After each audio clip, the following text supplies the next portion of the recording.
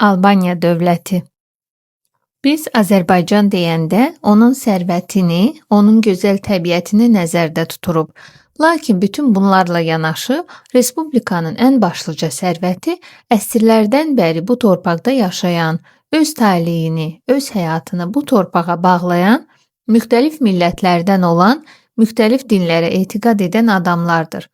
Ölkə nə qədər çox xalqı birləşdirsə, bir o qədər zəngin olur. Ümummilli lider Heydər Əliyev. Azərbaycanın şimalında ilk mərkəzləşdirilmiş dövlətin meydana gəlməsi. Azərbaycanın cənubunda olduğu kimi, şimalında da müstəqil dövlətçilik ideyası yenidən dirçəldi. Eramızdan əvvəl 4-cü yüzilliyin sonunda Albaniya dövləti meydana gəldi. Eramızdan əvvəl 7-ci yüzilliyin əvvəllərindən etibarən Azərbaycanın şimal ərazisi İşquz, İskitsak dövlətinin tərkibinə daxil olmuşdur. İşquz şahlığı Cənubi Qafqaz ərazisində yaranmış ilk dövlətlərdən biri olmuşdur. Herodot yazır ki, əsasən heyvandarlıqla məşğul olan İskitlər özlərini Skolati adlandırırdılar. Bu söz İskit dilində sak elatı deməkdir. İşquz dövləti süqut etdikdən sonra onun ərazisi əvvəlcə Midiya, daha sonra isə Əhəməni imperiyasının tərkibinə qatıldı. Əhəməni imperiyasına Makedoniyalı İskəndər tərəfindən son qoyuldu. Makedoniyalı İskəndərin imperiyası dağıldıqdan sonra Azərbaycanın şimalında Albaniya dövləti yarandı. Albaniya dövlətçilik ənənələri baxımından İşquz şahlığının varisidir. Albaniyanın ərazisi Cənubi Qafqazın böyük bir hissəsini əhatə edirdi. Burada ərazisinə, əhalisinə və yaşayış məntəqələrinin sayına görə ən böyük dövlət Albaniya idi. Paytaxtı Qəbələ şəhəri idi. Albaniya dövlətinin ərazisi vilayətlərə bölünürdü. Hər bir vilayəti hakim idarə edirdi. Hakimlər yerli tayfalardan təyin olunurdu. Müharibələr zamanı onlar öz vilayətlərindən hərbi qüvvə toplayaraq Alban hökmdarının çağırışı ilə onun ordusuna qoşulurdular. Albaniya işğalçı dövlət deyildi. O, qonşu dövlətlərin ərazisinə hücum etməmişdi. Buna görə ölkəyə demək olar ki, hərbi əsirlər gətirilmirdi. Albaniyada quldarlığın zəif inkişaf etməsinin səbəblərindən biri də bu olmuşdur. Albaniya geniş əraziyə malik idi. Ölkənin şimal-qərbində Kambisiyana, şimal-şərqində Çola vilayətləri yerləşirdi. Cənub sərhədləri isə Araz çayına çatırdı. Kaspiyana Albaniyanın Atropatena ilə sərhədində yerləşirdi. Bu vilayətin yerli sakinləri olan Kaspilər həm Albaniyada, həm də Atropatenada yaşayırdılar. Qədim Albaniya dövləti Azərbaycan Respublikasının ərazisini, Qərbi Azərbaycanın bir hissəsini, yəni müasir Ermənistan, Dağıstanın cənubunu, Borçalı və Qanıq vadisini, yəni müasir Gürcüstanın şərqini əhatə etmişdir. Albaniyada və Atropatenada türk mənşəli İskitsak tayfalarının sayı çox idi. Onlar hərbi siyasi idarə etmədə mühüm rol oynayırdı. Alban tarixçisi Musa Kalankatlı Albaniya tarixi əsərində dövlətin hökmdarlarından danışarkən əvvəlcə Sak tayfasına məxsub olan Aranın adını çəkmişdir. Albaniyanın sonralar Aran ölkəsi adlandırılması da məhz hökmdar Aranın adı ilə bağlıdır. Albaniya dövləti uzun müddət mövcud olmuşdur. Bu, Azərbaycanın şimalında müstəqil dövlətçiliyin davamlı olmasını təmin edən əsas amildir. Mənbələrə görə Albaniyada 26 ildə danışan tayfalar yaşamışdır. Bunlardan İskit, Alban, Uti, Kaspi, Qarqar və sair tayfalarını qeyd etmək olar. Onları bir hökmdar idarə edirdi. Bir dövlətin tərkibində yaşayan tayfaların bir hökmdar tərəfindən idarə edilməsi Albaniyanın mərkəzləşdirilmiş dövlət olduğunu göstərir. Hazırda Qəbələnin Nic kəndində Udinlər, Qubanın Xınalıq kəndində Xınalıqlılar, Buduq kəndində Buduqlular, həmçinin Qırızlar, Ceklər, Saxurlar, İngiloylar və başqaları Albaniyanın qədim tayfalarının varisləri hesab edilir.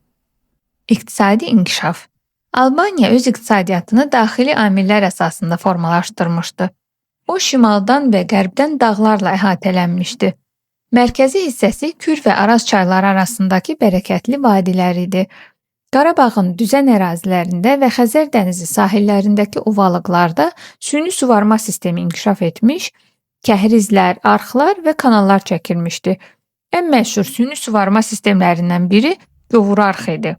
Bu arx Araz çayından Qarqar çayınadək düzünü suvarırdı. Albaniyanın müstəqil dövlətçiliyinin əsas atributları möhürlər və yerli hökmdarların zərb etdiyi pullar idi. Tuncdan düzəldilmiş möhürlər əsasən bəzək əşyası kimi barmağa taxılırdı. Həm də rəsmi məlumatları təsdiq etmək üçün istifadə edilirdi. Albaniyada əsas gəlir mənbələrindən biri ticarət idi. Ticarət isə sənətkarlığın inkişafı ilə bağlı idi. Albaniya dövləti yaranana qədər ticarət əsasən mal mübadiləsi ilə aparılmışdır. Dövlət yaranandan sonra isə puldan istifadə edilməyə başlanıldı. Bu ticarətin artmasına səbəb oldu. Ticarətdə puldan geniş istifadə edilməsini Şamaxı, Qəbələ, Bərdə və Ağsudan tapılmış gümüş pul dəfinələri sübut edir. Ticarətdə geniş istifadə edilən ən qədim pullar Makedoniyalı İskəndərin adına kəsilmiş gümüş pulları idi. Eramızdan əvvəl 3-cü yüzilliyin birinci yarısından başlayaraq Albaniyada İskəndərin pullarına oxşar pullar zərb edildi. Hökmdarlar şəhərləri karvan yolları üzərində saldırır, onları qala divarları ilə əhatə edirdilər. Strabon Albaniyanın paytaxtı Qəbələ ilə yanaşı Ayniana və Anariaka şəhərlərindən də bəhs edir.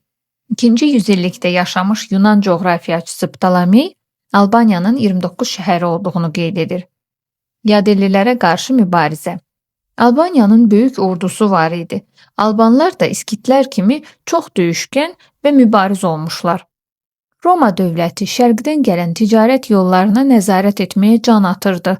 Əsas məqsədi isə Hindistanı Qara dənizlə birləşdirən ticarət yolunu ələ keçirmək idi. Eramızdan əvvəl 66-cı ildə Roma sərkərdəsi Pompey Cənubi Qafqaza yürüş etdi. Bu zaman Albaniya dövlətinin hökmdarı Orois idi. Kür sahilində baş verən döyüşdə Albanlar cəsarətlə vuruşsalar da Romalılara məğlub oldular. Pompey Albanların ciddi müqavimətini görüb Oroislə saziş bağladı və İberiyaya doğru hərəkət etdi. Eramızdan əvvəl 65-ci ildə Qanıq çayı yaxınlığında növbəti döyüşdə Alban ordusuna Oroisun qardaşı Kozis başçılıq edirdi. Kozis Pompey ilə təkbətək döyüşə girərək ona mizraq atsa da Pompeyin əynindəki zirək onu qorudu. Pompey nizəsi ilə Kozisi ölümcül yaraladı. Bu döyüşdə Alban döyüşçülərinin əksəriyyəti pis silahlanmışdı, lakin Albanlar süvari cəhətdən Romalılardan üstün idi. Buna görə də Pompey bu döyüşdə hərbi hiylə işlədərək öz kiçik atlı dəstəsini önə buraxdı və Albanları döyüşə cəlb etdi. Özünün çoxsaylı piyadalarına isə Pompey dizi üstə çökməyi, qalxanların altında gizlənməyi əmr etdi. Hiləsi baş tutan Pompey ordunun qalan hissəsi ilə Albanlara arxadan zərbələr endirdi və onları sıxışdırdı. Romalılar əsir tutduqları Albanların içərisində döyüş meydanında rəşadətlə mübarizə aparmış yaralı qadınları gördükdə heyrətlənmişdilər. Pompey Oroisu öz düşərgəsinə dəvət etsə də, Orois onunla görüşməyib, məktub və hədiyyələr göndərərək sülh təklif etdi. Sülh sazişini qəbul edən Pompey qoşunu ilə ölkəsinə qayıtdı. Eramızdan əvvəl 36-cı ildə Roma qoşunu Alban hökmdarı Zoberlə döyüşdə qalib gəldi. Zober Romaya sadiq qalacağına və onun müttəfiqi olacağına söz verdi. 1-ci yüzillikdə Albaniya Roma imperiyası ilə əlaqələri möhkəmləndirməyə çalışırdı. Qobustanda Böyük Daş dağının ətəyində 84-96-cı illərə aid olan Latın dilində yazılmış daş kitabə Roma ordusunun burada olduğunu sübut edir. 1-3-cü yüzilliklərdə Şimali Qafqazda yaşayan Alan tayfaları Albaniya və Atropatenaya qarətçi yürüşlər etdilər. Məqsədləri qənimət əldə etmək idi. Alan tayfalarının ən böyük yürüşü 72-74-cü illərdə oldu. Mingəçevirdə və Qəbələdə aşkar edilmiş katakomba qəbirləri Alanlara aid edilir. 2-ci yüzilliyin birinci yarısında Roma imperatoru Adrian Alban hökmdarları ilə dostluq əlaqəsi saxlayıb, onlara qiymətli hədiyyələr göndərmişdi. Albaniyanın Roma ilə siyasi-iqtisadi əlaqələri 3-cü yüzilliyin ortalarına kimi davam etmişdir. Mədəniyyət. Albaniya və Atropatena dövlətlərində Yunan mədəniyyətinin yayılması nəticəsində kiremit istehsalı meydana gəlmişdi. Binaların üstü kiremitlə örtülürdü. Alban memarları qala divarları, istehkamlar, sədlər və məbədlər inşa etmişlər. Binaların bünövrəsi çay daşlarından, divarları isə çiy kərpicdən tikilirdi. Binaların içərisində sütunlar ucaldılırdı.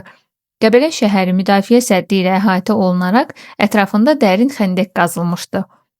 Borçalı, Gədəbəy, Göyçəgörü ətrafında, Zəngəzur və Naxçıvanda iri qaya parçalarından inşa edilmiş qalaların qalıqları bugünədək qalmaqdadır.